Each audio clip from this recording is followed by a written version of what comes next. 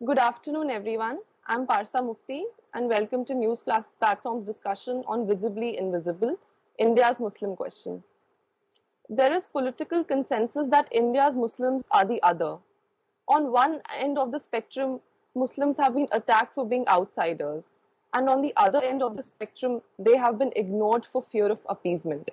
पिछले कुछ सालों में मुस्लिम्स को कैटेगराइज किया गया है into the good Muslim and the bad Muslim. जो गुड मुस्लिम हैं, they pander to majoritarian sentiments, toes the official line, and conforms to stereotypes.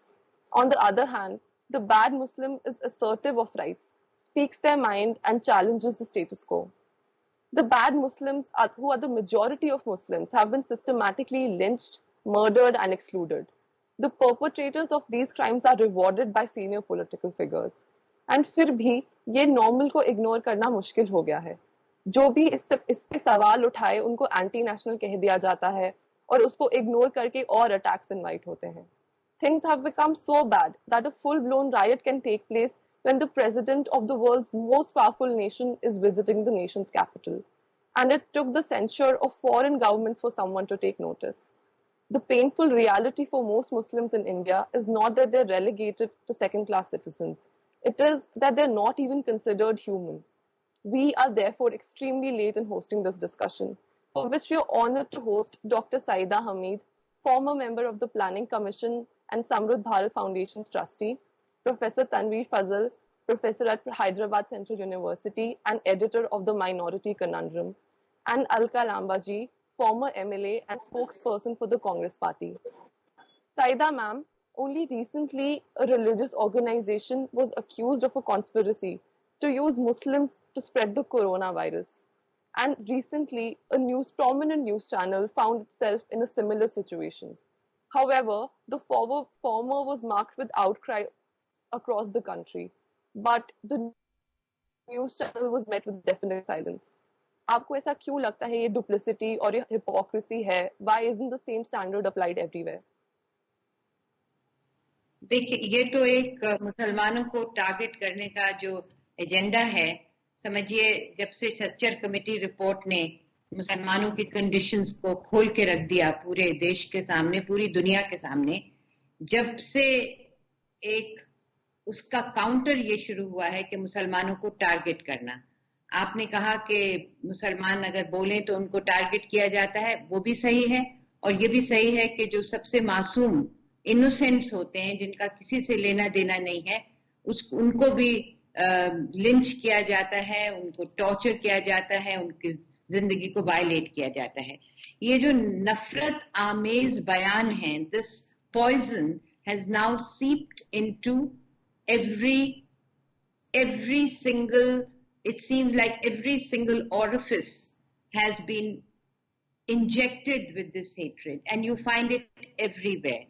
And you see that before coronavirus became a leveler, a great leveler across the board, you saw that we had gone through a very bad incidence of widespread killing and rioting and burning in Delhi, and how the hate speeches were condoned, how there was no enforcement against inciting people to kill and to ravage and to murder. This is a very deliberate plan which has been unrolled.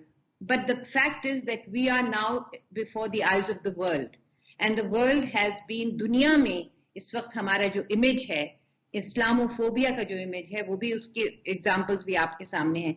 I don't want to hog a lot of time because I want to hear my colleagues, but there's a lot more I want to say. I want to talk about the Ganga Jamni Tehzeeb. I want to talk about Nehru and Azad and Gandhi. These are the people who were the pride of the nation. ऐसा लगता है कि जिसको हिंदुस्तान पे नाज था, साहिर लुधियानवी साहब ने कहा है कि जिन्हें नाज है हिंद पर वो कहाँ है, कि उन रहबरों को बुलाओ और ये दिखाओ कि ये हिंद को क्या हो गया है. तो जिन्हें नाज था हिंद पर, वो तो और ही लोग थे. ऐसा लगता है कि नाज ही नहीं रहा इस मुल्क पे. I just stop here. जी ma'am. Alka ma'am, Aam Aadmi party इस हिपोक्रेसी का हिस्सा कैसे बन गई? पहले उन्होंने कहा था कि वो शाहीन बाग को इमीडिएटली क्लियर कर देंगे जैसे ही वो पावर में आएंगे। दिल्ली रायट्स में भी उनका कुछ ज्यादा योगदान नहीं रहा और अब वो एफआईआर्स भी सिलेक्टिवली फाइल कर रहे हैं।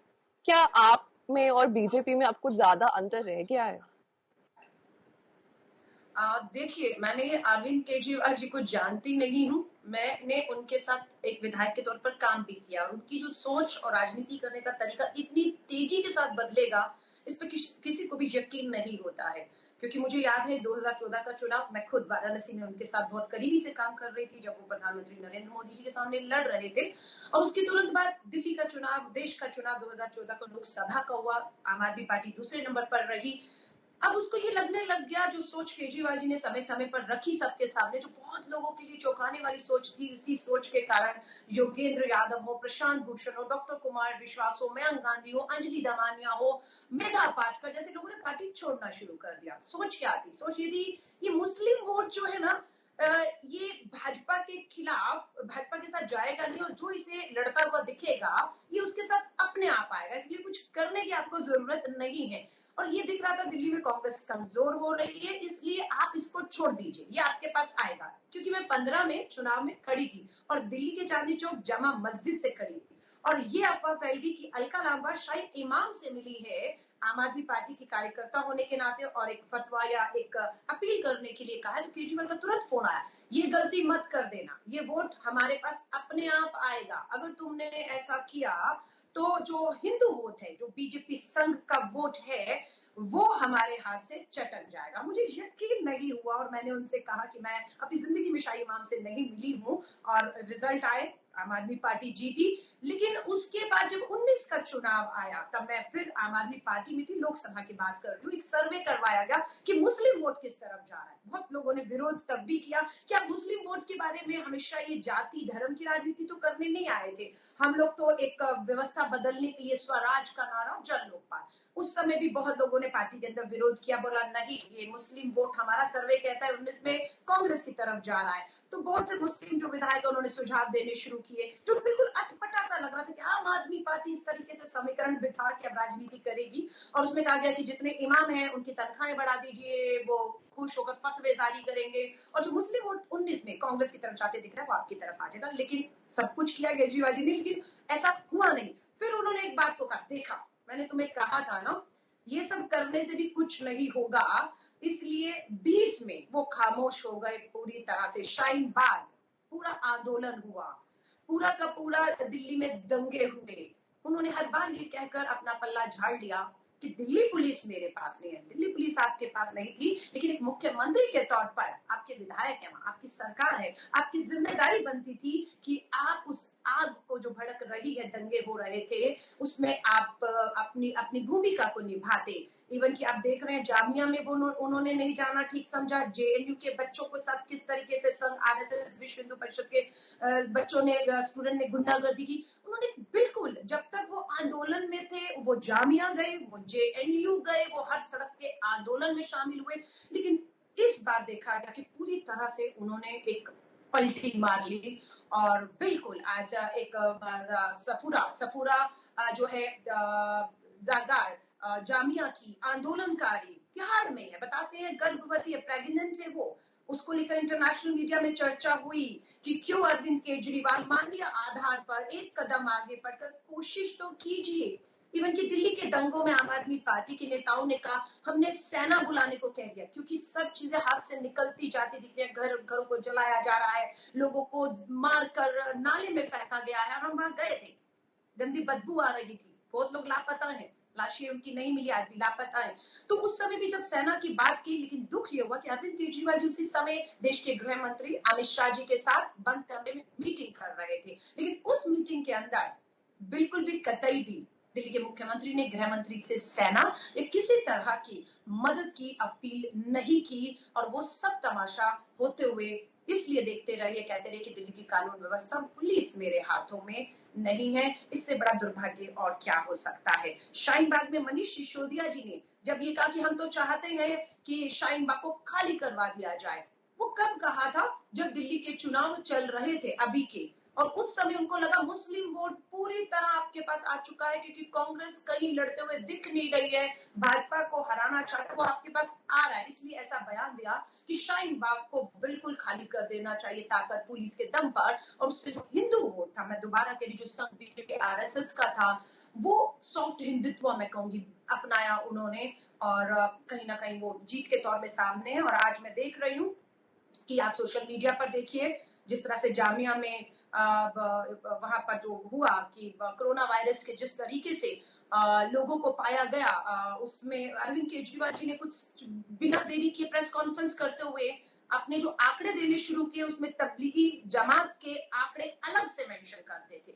ये उन्होंने कहना शुरू कर दिया, ये दिल्ली के हैं, ये बाहर से आए हुए विदेश से, और ये तबलीगी जमात के लोग हैं। और उन्होंने सारा ठीकरा उनके ऊपर फोड़ना शुरू कर दिया कि दिल्ली के आंकड़े मात्र इनकी वजह से बढ़ रहे हैं, जिसकी वजह से एक प्रोपोगेंडा, एक उनके खिलाफ पूरी साजिश जहर के होना शुरू हुआ कि उनसे सब्जी मत खरीदिए, और उनको किस तरह से पीटना शुरू किया। ये सब चीजें उसके बाद बनी, लेकिन वो उस पर खामोश रहे। बहुत दुख के के साथ कहना पड़ता है कि ये सब चीजें होती रही, और अब वो अरविंद केजरीवाल, वो आम आदमी पार्टी वो नहीं रही है। दुख की बात है कि आज एक एजेंडे के, जो एजेंडा इस देश के लिए बेहद खतरनाक एजेंडा है, उस एजेंडे पे काम किया जा रहा है। और जो क्षेत्रीय दल हैं, कहीं ना कहीं आज श्रीमती सोनिया गांधी जी ने विपक्षी दलों की एक मीटिंग भी बुलाई है, जो एनडीए का या बीजेपी की सरकार का हिस्सा नहीं है। आज दुख की बात है कि मायावती जी ने कहे या फिर आपके अरविंद केजरीवाल जी ने उस मीटिंग में हिस्सा लेने से इनकार कर दिया है। तो यानी कि कहीं ना कहीं तो डर है या फिर आपने हथियार डाल दिए हैं। जी ma'am, continuing from what you are saying, MS Golwalkar ने आर्ग्यू किया था कि Muslims and Christians were not deserving of any rights, including citizen rights. Professor Fazal, your book, The Minority Conundrum Living in Majoritarian Times, examines this question. Do you think that the National Population Register and the National Registry of Citizens are giving shape to this vision? Do you see any other instances in which Muslims are tangibly excluded from India's constitutional promise? Yeah, if you see that whether we'll count in this the Citizenship Amendment Bill or the National Register of Citizens, and we look at them in combination, we'll see what is actually being revealed to us. Just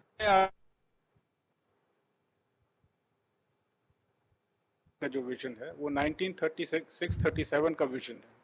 याद रखिए कि इस vision के बाद 1940 में मुस्लिम league ने पाकिस्तान का resolution pass किया था। गोलवलकर इस लाइन पे, इस सोच पे उससे पहले से तैयार थे, और उससे कहीं पहले से सावरकर साहब।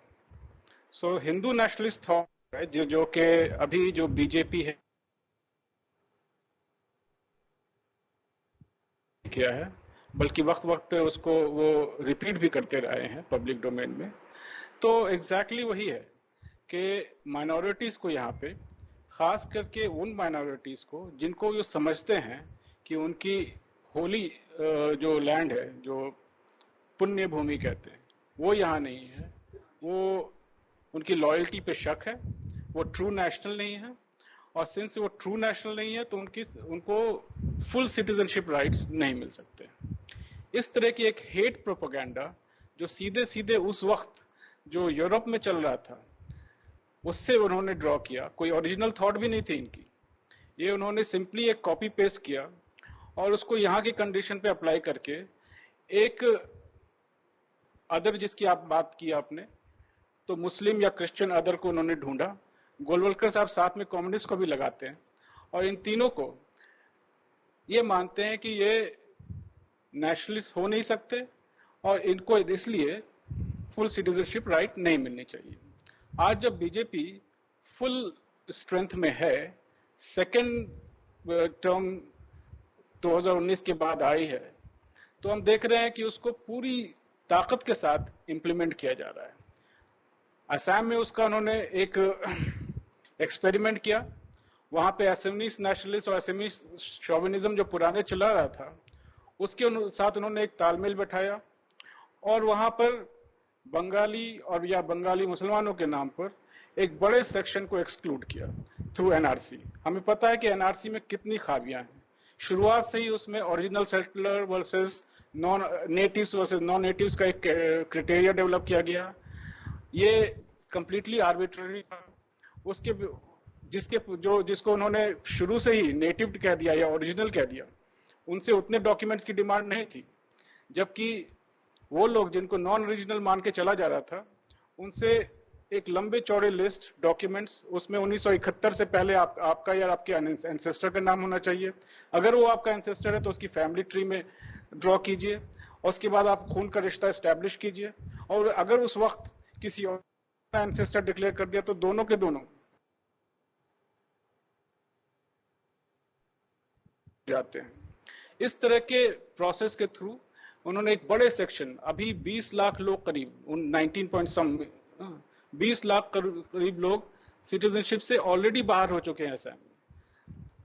उसी को वो ऑल इंडिया पैटर्न पे लाना चाहते हैं। बार बार हमने देखा कि अमित शाह साहब ने कैंपेन के टाइम में टर्माइट या क्या क्या नामों से इन कम्युनिटीज को रेफर किया, और जो प्रैक्टिस में देख रहा है, चाहे आप एंटी सीए प्रोटेस्टर्स के साथ जिस तरह का बर्ताव किया जा रहा है, अभी अलका लांबा जी सफूरा जरगर की बात कर रही थी, एक स्टूडेंट एक्टिविस्ट है, जामिया में स्टूडेंट प्रोटेस्ट को लीड कर रही थी या कोऑर्डिनेट कर रही थी। उनके साथ साथ और भी जो उनके साथी हैं, उन सबको एक एक करके बुलाया जाता है, क्वेश्चनिंग की जाती है, और खास कि अगर वो मुसलमान है। ये भी बड़े अचंभे की बात है कि उस प्रोटेस्ट में कई सारे और कम्युनिटी के स्टूडेंट्स भी शामिल थे। Yes. So, UAP taking from what you're saying, Saida ma'am, you have often spoken about the Ganga Jamuna Tehzeeb, taking from Maulana Azad's teachings, how India is what it is because of its diversities. Do you think that the NDA is the death knell of India's secular and plural character? क्या यहीं पे खत्म होता है अब हमारा diverse fabric? देखिए, 1923 में हिस्ट्री को कभी नहीं भूलना चाहिए। 1923 में Maulana Azad became the youngest Congress president, और उन्होंने जब मजमे को एड्रेस किया, उन्होंने ये कहा, and I just read it this morning again, कि अगर आसमान से एक फरिश्ता उतरे और आसमान की बदलियों से और मुझसे ये कहे कि मैं 24 घंटे में आजादी दिलवा सकता हूं, एक शर्त है कि तुम हिंदू मुस्लिम यूनिटी से दस्तबरदार हो जाओ। दस्तबरदार मीन्स गिव इट अप। तो मैं ये कहूंगा कि मैं हिंदू मुस्लिम यूनिटी से दस्तबरदार नहीं होऊंगा, क्योंकि अगर हिंदुस्तान को आजादी मिलने में देर हुई तो वो हिंदुस्तान का नुकसान होगा, और अगर हिंदू मुस्लिम यूनिटी जाती रही तो ये आलम इंसानियत का नुकसान होगा। इन सुतूनों पे, on this platform we built up the nation, and that platform we built up the Ganga जमनी तहजीब। वो गंगा जमनी तहजीब जिसमें अल्लामा इकबाल लिख सकते थे, भगवान राम के बारे में लिख सकते थे कि है राम के वजूद पे हिंदुस्तान को नाज, है राम के वजूद पे हिंदुस्तान को नाज, अहले वतन समझते हैं उसको इमाम हिंद, यानी उन्होंने उसको इमाम हिंद का खिताब दिया। और वो उसके अलावा जो बड़े शायर हैं जैसे कि नजीर अकबर आबादी लिख सकते हैं होली के बारे में, और क्या लिखते हैं वो होली के बारे में? वो ये लिखते हैं, अब ये देखिए गंगा जमनी तहजीब का मतलब, आधम के ऐश तरफ क्या क्या जब हुस्न दिखाया होली ने, हर आन खुशी की धूम हुई यूं लुत्फ जिताया होली ने, हर खातिर को पुरसंद किया हर दिल को लुभाया होली ने, दफ रंगी नक्श सुनहरी का जिस वक्त बजाया होली ने, बाजार गली और कूचों में गुल शोर मचाया होली ने। जिसमें जगन्नाथ आजाद मिलादुन नबी के बारे में लिख सकते हैं, जिसमें रघुपति सहाय फिराक गोरखपुरी उर्दू जबान की प्रशंसा के बारे में लिख सकते हैं, जिसमें यानी जिसकी इतनी हमारे देश का जो खमीर है, हमारे देश का जो I don't know how to say that word in English, but it is the essence of our country is a Ganga Jamni Tehzeeb. And what we are trying to do is we are going to homogenize the country. We are going to make it one culture. So where will be the Nazir Akbar Abadis, Raghupati Sahai, Firaq Gorakhpuri kahan honge, Jagannath Azad kahan honge, ये सब हमारे जो literature के James हैं वो एक एक करके हमारे खत्म होते चले जा रहे हैं, वो इमेजेस खत्म होते चले जा रहे हैं, वो सारी सेंटिमेंट्स।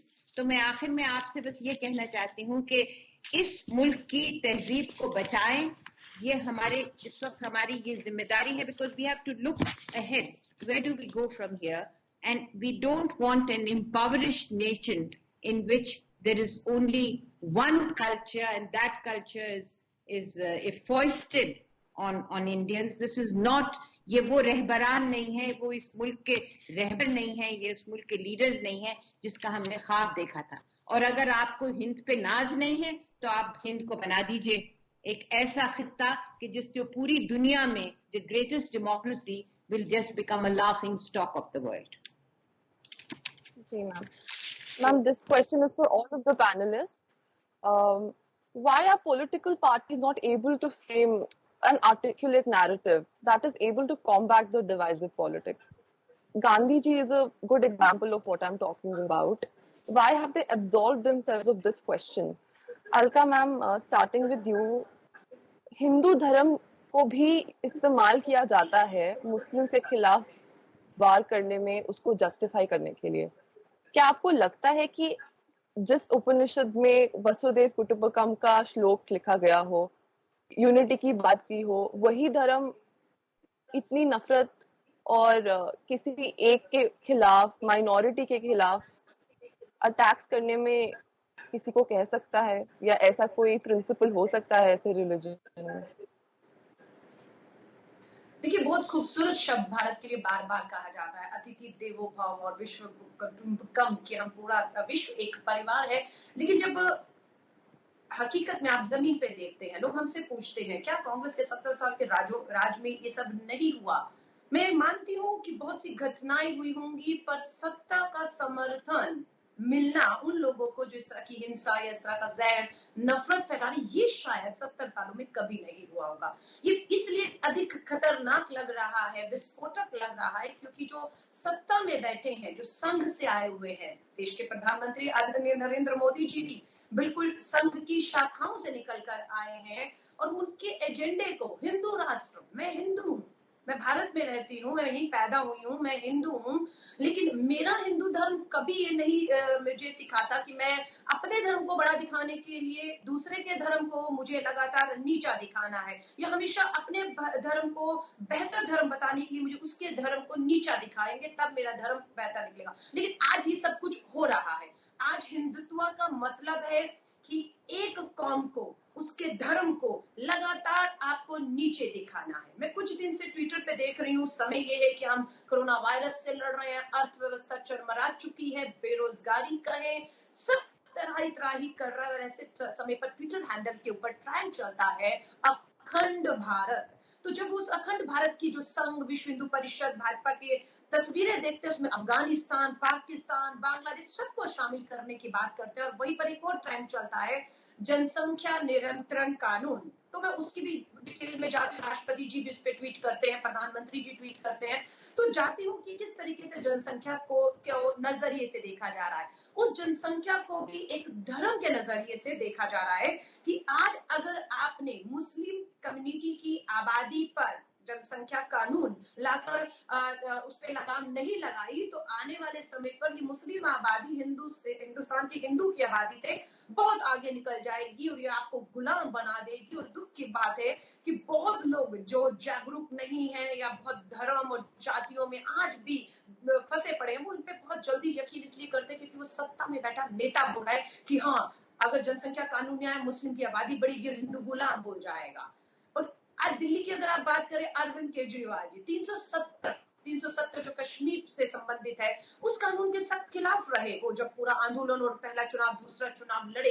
लेकिन जैसे ही केंद्र ने 370 पे कॉल लिया, जम्मू कश्मीर, लद्दाख और के टुकड़े कर दिए, उनका पूर्ण राज्य को केंद्र राज्य बना दिया, 370 ले ली, राष्ट्रपति शासन लगा दिया। यही अरविंद केजरीवाल उस 370 धारा को हटाए जाने का समर्थन करने लगा। उसी तरह नागरिकता कानून एनआरसी पर विरोध था इनका, लेकिन जैसे ही सीएए कानून आया विधानसभा में, उस प्रस्ताव को इन्होंने पारित किया है। भाषण सिर्फ एनआरसी के विरोध में दिया है, लेकिन सीएए के प्रस्ताव को केजरीवाल ने मोहर लगाई है। आप पंजाब देखिए, हरियाणा देखिए, पंजाब, राजस्थान, छत्तीसगढ़ कांग्रेस की सरकारों ने साफ शब्दों में कहा है कि ये कानून, नागरिकता कानून, धर्म के आधार पर किसी एक कौम मजहब को निशाना बनाते हुए संघ के द्वारा लाया गया है। हम इसे अपनी विधानसभाओं में पास नहीं होने देंगे और इसे लागू करने में भी किसी तरह का सहयोग केंद्र की सरकारों को, कांग्रेस की सरकारें नहीं करेंगे। पर दिल्ली में पूरी तरह से उसका उल्टा होता हुआ दिखाई दे रहा है। आज दिल्ली के अंदर, भारत की राजधानी दिल्ली है और भारत की राजधानी दिल्ली में कोरोना वायरस के मामले 12,000। भारत की राजधानी दिल्ली इतनी सी है, आबादी 1,80,00,000 है, कम से कम 20 लाख लोग बता रहे हैं वो 12-15 लाख निकल चुके हैं, अभी और निकल जाएंगे क्योंकि गरीब मजदूर है वो निकल जाएगा। तो आप सोच रहे हैं कि वहां की अर्थव्यवस्था कितनी चरमरा चुकी है। लेकिन मुद्दे पूरी दिल्ली के अगर आप देखेंगे पूरी तरीके से, आज यशवंत सिन्हा जी को देखा, वो धरने पर बैठे राजघाट जाकर, उन्होंने कहा तुरंत सेना को बुलाकर देश उनके हाथ में एक हफ्ते के लिए इसलिए सौंपना चाहिए कि वो अपनी जो मशीनरी, अपना जो ताकत है उसका इस्तेमाल करके समय रहते मजदूरों को अपने वाहनों में सुरक्षित तरीकों से सोशल डिस्टेंसिंग के माध्यम से, क्योंकि उनकी ट्रेनिंग होती है हर चीज को एक युद्ध स्तर पर तुरंत करने की। Before we wrap up, Professor Fazal, what would you urge the mainstream political parties and citizen groups to do differently? All the panelists can answer this, but quickly, in less than a minute, can you please? I would say that to fight it out, this tendency which has come up and all of us have now identified, that this is something which is extremely poisonous for Indian society as well as politics. I will suggest that one should be in the forefront. लोगों को आगे आना चाहिए। आज की date में जब जगह जगह पे जिस तरह से हमने देखा कि अपोजिशन सामने आई और खास करके जो माइग्रेंट लेबर है और बहुत सही और जस्ट कॉज, सरकार की जो उनकी तरफ जो completely dismissive kind of approach है उसको एक्सपोज करने की कोशिश की। उसी तरह से इन सवालों पर भी जो मुस्लिम क्वेश्चन आज आपने फ्रेम किया है, उस सवाल पे भी अपोजिशन और उसके जो प्रोमिनेंट लीडर्स हैं उनको सामने आना चाहिए। उन्हें ये सवाल उठाना चाहिए कि आज सफूरा जरगर क्यों जेल में है, क्यों उनके ऊपर यूएपीए लगाया गया है, क्यों मीरान हैदर, क्यों शर्जील इमाम, क्यों इस तरह के और कितने नए यंग स्टूडेंट एक्टिविस्ट जिनको कि लोगों ने पहचाना, देखा, और जो हमारी अच्छी यूनिवर्सिटीज से निकले हुए लोग हैं, जो लोगों को ऑर्गेनाइज किया, पीसफुल प्रोटेस्ट किए, आज उनके ऊपर तरह तरह के चार्जेस क्यों लगाए जा रहे हैं। हमें लगता है कि इन चीजों से शाई अवे करने से या किसी तरह का hard Hindutva versus soft Hindutva खेलने से ये पॉलिटिक्स को हम डिफीट शायद नहीं कर पाएंगे। हमें सामने आना पड़ेगा। सिविल सोसाइटी है, बहुत हद तक सामने है, बहुत चीजों पे खुलकर मुखर भी हो रही है, पर ये जो पॉलिटिकल कम्युनिटी है, खास करके जो पॉलिटिकल लीडरशिप है हमारी, जिसको कि अभी भी उम्मीद लग रही है कि अगर हम बहुत ओपनली मुस्लिम कम्युनिटी के सवालों के साथ जुड़ेंगे तो कहीं हमें ऐसा ना लगे हो कि जो अरविंद केजरीवाल का डायलेमा है और जिसको उन्होंने बहुत ही खूबसूरती के साथ खेला दिल्ली इलेक्शन के दौरान, कहीं वो उनको भी ना हो जाए। तो इसलिए हमें कहना है कि भाई इस तरह की पॉलिटिक्स को अगर डिफीट करना है तो उसे कन्फ्रंट करना पड़ेगा, उसके सामने आकर के। जो उसके नुकसानात हैं शुरुआती वो तो हो सकते हैं, लेकिन एक चीज मैं कहना चाहता हूं जो मुझे लगता है कि डॉक्टर सईदा हमीद और अलका लांबा दोनों इस पे एक राय रखती हैं, मैं भी उनके साथ हूं, कि ये जो हिंदुत्व डिस्कोर्स है ये नेचुरल नहीं है इंडियन सोसाइटी के लिए। इंडियन सोसाइटी की जो नेचुरल टेंडेंसी है वो जो गंगा जमनी तहजीब की जो बात है, जो एक दूसरों से बोरोइंग है, साथ रहना, कल्चर में देखिए, कस्टम्स में देखिए, मैरिज प्रैक्टिसेस में देखिए, खाने पीने के अंदाज में देखिए, जबान में देखिए, हर तरह में एक मिली जुली ही चीजें मिलती हैं आपको। जिस तरह से ये हमें कंप्लीटली एक होमोजेनस, अलग तरह से एक खास करके upper caste kind of hegemonic discourse को लाना चाह रहे हैं, वो हिंदुस्तान के लिए कंप्लीटली अननेचुरल है। इसको हम ज्यादा दिनों तक बर्दाश्त नहीं कर पाएंगे। अगर आप मुसलमानों को अलग भी कर दें तो आम हिंदू भी इसको बर्दाश्त नहीं कर पाएगा, और इसलिए इसके साथ इस पॉलिटिक्स ऑफ हेट को थरली एक्सपोज करने की जरूरत है। यही मेरी उम्मीद है। Thank you, sir. Gandhiji famously argued that Hindu-Muslim unity would have to be the foundation of Swaraj. Each of India's founders, from Nehru, Sardar Patel, Maulana Azad, and Ambedkar, agreed with him. And India has adhered to this for the past 67 years. Something changed in the last 6 years. The question we have to ask ourselves is this: will we let the last 6 years become the new normal, or will we continue on our forward march? Thank you for joining us today.